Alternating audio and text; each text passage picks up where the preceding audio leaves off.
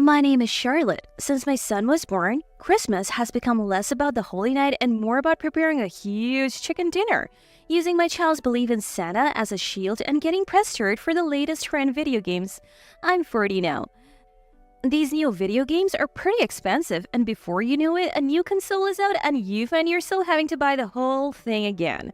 But Santa never says hold up because a new one will come out, so we parents sadly prepare the gifts for our son. Even though my son says there is no such thing as Santa, he conveniently claims this year I'll get Super Mario from Santa. Profit-minded son, wonder who he takes after, me? Today's story is about the time before I was blessed with a son who's just like me. I really want you to hear it. As a child, I was, well, it's hardly worth mentioning, just as the title suggests. I lived in the shadow of my brother Nathan, who was a year older, excelling at everything and considered a genius. Well, even if he was a genius, up until the lower grades of elementary school, it was nothing extraordinary. Things like being able to read signs unusually well for his age, mastering riding a bike in less time than other kids in the neighborhood, or being fast at running. But for our parents, it was enough to proudly say, our son can do anything and everything, isn't he amazing? On the other hand, I was average in every aspect. The epitome of ordinary, an ordinary child. I had to practice more than most to learn to ride a bike, and my report cards were a neat rows of C's, not outstanding but not a failure either. In other words, I was a child with no particular distinguishing features. You could call me a professional at being average. At first, my parents thought it was normal for the younger sister to develop slower, but gradually they started treating my brother and me differently. They would attend his parent-teacher days, but not mine. At the sports festival, they would video him just standing in line and wouldn't even take a photo of me. I was both frustrated and lonely, so I worked hard and managed to score 100 on a test. But instead of praise, I was met with a cold response from my mom. Nathan always gets 100. Aren't you embarrassed to brag about getting 100 just once or twice? You're always so bland and clumsy. That was the moment I realized I would never be in my parents' eyes unless I surpassed my brother. Eventually, my brother joined the local soccer team and became a prominent figure with his exceptional athletic ability. My mother would beam saying Nathan is amazing as other moms praised him. If he scored a goal, dinner that night would be lavish. And if his team won a championship, he would be rewarded with new clothes or shoes. But I was the one who had to eat the leftovers my brother didn't want, and I was given his old rewards when they were no longer new. The difference between us was like that between a king and a commoner, maybe even less. In those days, I wasn't shedding tears, not at all. Maybe because it had been that way for so long, I gradually became emotionally detached from my family. Crying over every little thing would have been too much for my heart. I had to close off my emotions to protect myself. When I was in the upper grades of elementary school, my life began to change. My father, who had been working at a franchise restaurant, decided to start his own business. My mother helped with his work, and for some reason, I ended up being responsible for the household chores. Why did I have to do the housework and not my middle school brother? It was useless to ask. The reason is Nathan is busy with his club activities was the only answer I got. Even when I reached middle school, I was still stuck doing the chores. Entering adolescence, I started to rebel a bit, saying, let me have some freedom. But my mother scolded me, Charlotte, you shouldn't be playing around, and even forbade me from joining any clubs. As a result, I never got to walk home with friends after school. Right after leaving school gate, I was always in a rush to go grocery shopping. The school and the supermarket were far apart and in opposite directions. Yet my parents would mock me, saying, Nathan is amazing at both clubs and studying. Compared to him, Charlotte really has no redeeming qualities. Even my brother, who always asked for seconds of the meals I cooked, would say things like, having her as a sister is embarrassing. I wasn't allowed to join any clubs, and my study time was taken up by chores, so how could I achieve anything other than household tasks? Although I said I was emotionally detached from my parents, I couldn't let go of the hope that someday they would recognize me, so I kept trying.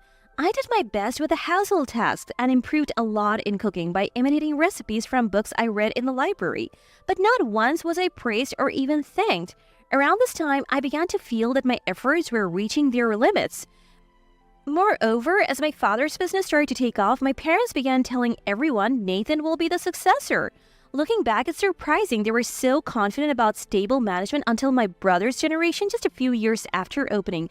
but they cherished my brother more than ever as a supposed heir. Indeed, he was always at the top of his class and easily got into prestigious high school. My Nathan has such flair in everything he does, but Charlotte, even as Nathan's leftovers, she's terrible. I wonder why I even gave birth to her. It was just a painful waste. I'll never forget the words my mother said, laughing and drinking on the day my brother entered high school. I don't like these parents at all, and I don't want their love, but why does it hurt so much? I don't want to be loved. I convinced myself of that to protect my heart. But I finally realized all I ever wanted was a little recognition, just you did well, and a glance my way. As I listened to my parents joyously celebrating my brother's enrollment, I cried about them for the first time. Months passed. My parents told me, Charlotte, you can just drop out and take care of the house. That's all we need from you. Even my brother agreed, saying, with your grades, it's economically better if you don't go. Clearly, there is no one on my side in this house. I left the room without saying a word. I thought it was pointless to resist. My parents took my silence as consent and were thrilled, thinking they would get a free housemaid. I am just the leftover of my brother, a painful waste at birth. I had no choice but to give up. Later, during a meeting with my teacher, I told him about my decision to drop out. Of course, my parents didn't come, claiming they were busy with work. The teacher, who seemed to have a hunch about my situation, kept asking, "Are you sure about this?"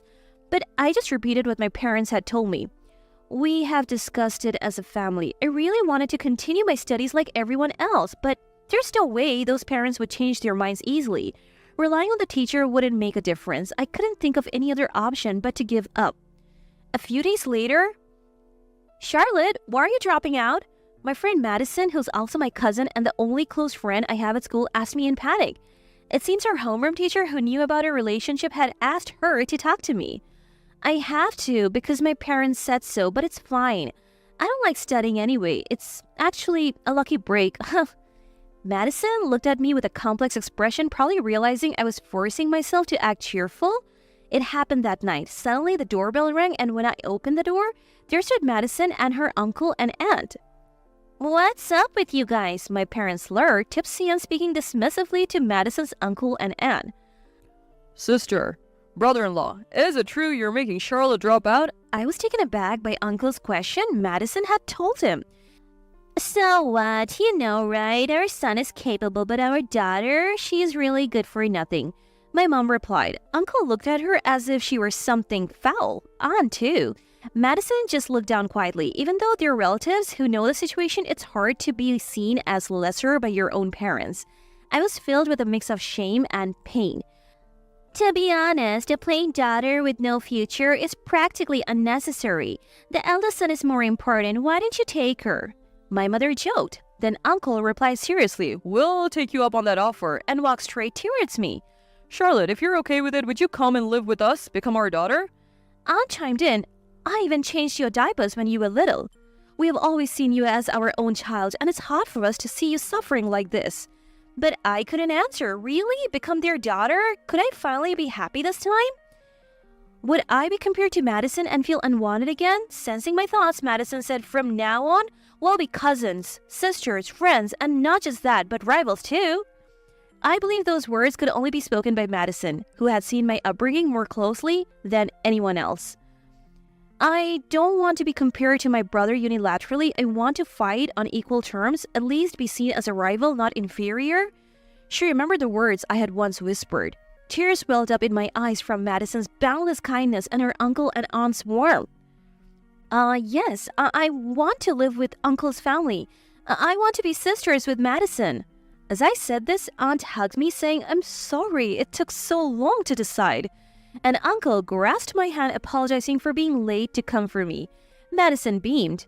We are going to the same high school, and we'll definitely make the dream of eating ice cream together on the way home come true, with a thumbs up.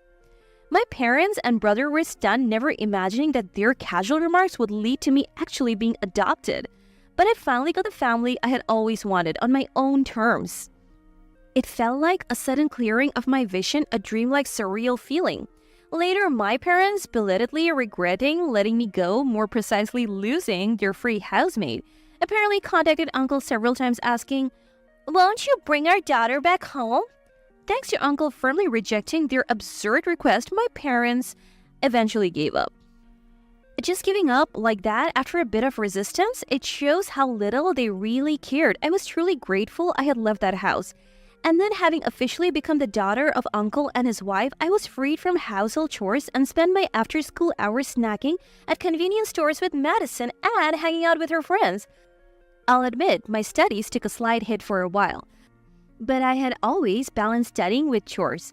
So even without them, I kept my grades above average. Madison and I, both academically strong, would playfully compete over test scores. Since we had different strengths and weaknesses, we ended up helping each other and scoring similarly. Unlike my birth parents who rewarded my brother for his grades, my new parents didn't do that. Instead, they always took us out for meals and funs and were generous with clothes. Apparently, uncle made a fortune in stocks, and though it wasn't obvious, we were well off. There was never a question of me wearing Madison's hand-me-downs. In fact, I was often treated like a dress-up doll by Madison and Anne during shopping trips. I continued school without dropping out and lived a life like any other kid. Thanks to our academic rivalry, Madison and I both got into the same national university, though in different faculties. This led to her landing a job at a major electronics manufacturer and me at a major bank, securing stable careers. Uncle and Anne joked, Our daughters are elites, making us high school grads feel out of place. You could have slacked off a bit more. but they were happier than anyone about our new beginnings. Then about 10 years ago, I married Matthew, my co-worker. I returned to Uncle's house to prepare for the birth of our child. Matthew and Uncle would talk to my belly every 15 minutes, saying things like, I'm the daddy and I'm the grandpa. while Anne and Madison teased, the baby is scared of seeing your faces so close. It was a peaceful time. Then one day, something unexpected happened. The doorbell rang, and when Aunt went to answer it, there stood my birth parents and brother, whom I hadn't seen in over a decade. Wait, brother, right? Let me correct that. My birth parent and someone who looked like my brother. What can I do for you? Aunt asked. My birth mother replied, We have a favor to ask. During this exchange, Matthew appeared behind Aunt. Who are these people? He asked. I answered, my birth parents and something that resembles my brother. My husband asked, What do you mean by something that resembles? but I was at a loss myself. He looked so different from the brother I remembered. Amidst my confusion, my birth mother dropped a bombshell. We saw Charlotte walking in town with her pregnant belly. Please give us the baby you're carrying. What?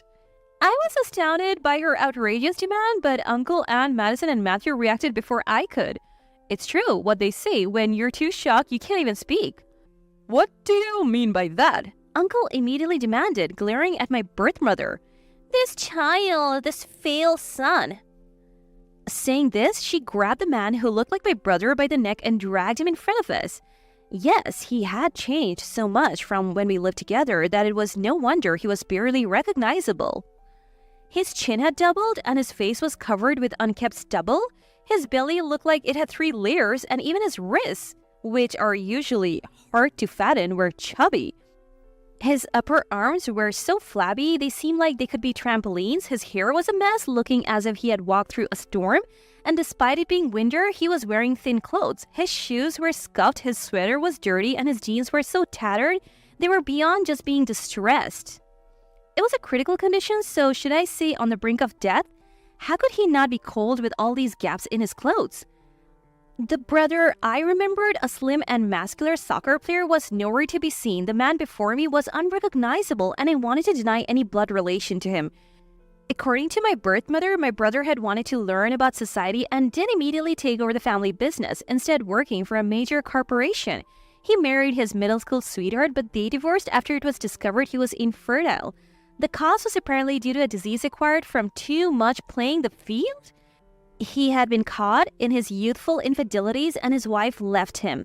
After his infertility was revealed and the divorce, my brother, facing the biggest failure of his life, quit his job and shut himself away, saying he didn't want to deal with people anymore. Now he rarely bathed, stayed in his room, and today was somehow dragged out by my birth mother like a prisoner, I thought, but kept silent.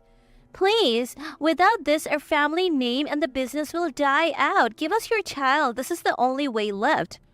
Please, Charlotte, with this dirty son, we can't keep the house and business going. Help us. They pleaded, tears and deep bows included. I coldly brushed off their pleading. Is your problem in your heads? And who exactly are you? Bowing to people who consider themselves strangers is just meddling. You're our blood-related daughter. I didn't raise you to be this cold. My father yelled, face red with anger. I don't remember being raised as a child by you. I cooked my own meals. Sure, you provided food, but I managed it all. What do you mean by raising? And you, people who couldn't even properly raise their daughter, now want to take her child? What kind of nerve do you have? My blunt words made them suggest, you could even cut ties with uncle's family and come back to us. That really rubbed me the wrong way, and they run a customer service business with this attitude. It's no wonder their business will collapse in their generation. They don't need an heir. I let out all my pent-up feelings. First of all, that dirty guy is your child. Discarding him because he's dirty like a mop? Aren't you the worst as parents? Think I would return to such a home? Ridiculous. You took care of a child only to discard him when convenient. So selfish. Children aren't jewelry. Don't discriminate against your own children based on their abilities. Love them equally. The failure before us became a failure because he never faced hardship. If you guys hadn't spoiled him, this wouldn't have happened. Sure, he's dirty and a failure now, but if you're so desperate, why not polish him up? He used to be excellent, and you stop wallowing in one setback. Lacking the spirit to face adversity, I was let down many times by you two standing here. My husband just smiled silently at my outburst. Uncle and Aunt looked at me with pride. Only Madison, my sister, was raising her fist high as if to say, go on, more. To this, my birth mother said with a forced smile, I regret what I did to Charlotte. I couldn't do anything as a mother. Mother? I don't feel anything for that word. What? But I am your mother. Did you say something? A mosquito in the middle of winter? I pretended not to hear my birth mother's words, looking around as if searching for something. Frustrated by my reaction, she burst out, if you had been decent from the start, none of this would have happened. Just because you come crawling back when it suits you doesn't change your true nature. It's too late to pretend now. At my words, my birth mother's face turned pale. Listening silently until now, my birth father, frustrated with how things weren't going his way, grabbed my birth mother's hair and shouted, apologize to your daughter. I'm sorry, Charlotte. Please consider. Think positively. Positive? How could I? I don't care about being your heir or anything. If you want to continue the business, why don't you find some other genius blood to carry it on? I laughed at their plea. My father raised his fist to me, but my husband quickly shielded me. Aunt and Madison also moved to protect me, piling on top of me. Great teamwork. You're the one who needs to stop, brother-in-law. Charlotte is our daughter now. If you make any more trouble, I'll call the police. Uncle stared at my birth parents with an anger I had never seen before. Matthew, equally fierce, taunted my father. Nice arm you have there. Pull too hard and it might just pop out of his socket, huh? He smirked, holding my father's arm. Matthew had practiced boxing at the gym. Though his strength was more like a gentle gorilla, but a gorilla is a gorilla. Still, his formidable presence was undeniable. The corner of such a man's mouth turned up in a disgusting smile and he aimed at shoulder joint. That must be scary. The man who looked like my brother shrank back and my father gasped in fear. If you bother my family again, I won't hold back. Matthew glared at them. We're sorry. We won't come near you again. Please forgive us. My birth father and the man begged, bowing deeply. Is that all you have to say for your apology? Huh? They looked puzzled at my question. I see. After a moment of confusion, realization dawned on their faces. We are sorry for everything. We treated you horribly, ruined your life. They still don't get it. I don't think my life was ruined despite being mistreated because Uncle's family and my sister helped me. Uncle and Aunt's eyes welled up at my words. You're wrong. You're the sister here, Madison said, her eyes brimming with tears and a smile on her face. These people are truly my family. Thank you. There's nothing to forgive or not forgive, just memories to forget. Carrying grudges and resentments is too shameful to face my unborn child. I want to be a strong-willed mom with a big heart, so I'll forget you never existed in my life, not then, not now. My birth parents realized their plan to take my child was completely futile. They let out a wail of despair. So much for not disturbing the neighbors. I refrained from saying that their shop would inevitably fail anyway. They would learn soon enough. Then Matthew suddenly spoke up. Oh, I have one thing to thank you for. We all looked puzzled, wondering why he would thank such people. If you hadn't given birth to her, I wouldn't have met her. Thank you for bringing such a wonderful wife into the world. But please, give up on her and the baby. After that, he urged us back inside. Let's go back inside before Tammy gets cold. True. These dirty people aren't good for prenatal influences. Madison agreed. You shouldn't say that. Aunt laughed. All right, I'll sing a lullaby. Uncle offered enthusiastically. That's too close for the baby, Dad. You can't sing. Madison and I joked. My birth parents and the man who resembled my brother could only stand as the door closed on them. Later, their shop inevitably went out of business. They ignored customer complaints about late orders and poor service, and gradually customers stopped coming. Now aging, my birth parents struggled with part-time work while supporting my unemployed brother.